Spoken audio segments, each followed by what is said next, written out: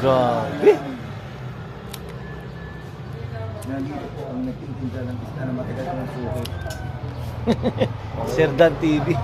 So, yung binibenta yun sa akin yun, flying. Flying fish, guys. Flying fish. Flying fish! Flying fish, guys. Sa iba, pang kilaw, guys. Shout out kay Sir. Sir, ano pangalan niyo, Sir? Shout out kay Nilo, mag-iisda. Nilo, Sir Nilo. Sir Sir Nilo. Nilo po. Matagal ko na suki yan sa sa pag-isda. Pag ganun. So, yun. Suki? Welcome po, ito po Ngayon pa lang nandito, suki. Ayan, kanyang mga Flying Flying fish, fish. oh, ginogunting. Flying fish. Yan ang tinatawag ng flying fish, guys. Flying fish. Magkano kilo ng flying fish ngayon, sir? Adi, 240. 240 pala yan, ano? Tawaran natin. Mahal ang isda. Oo. Okay. Tinawaran ni Doc Rodsky TV. Tol, sabi mo sa amin walang tatawad. Yan nga, dalawa for 80.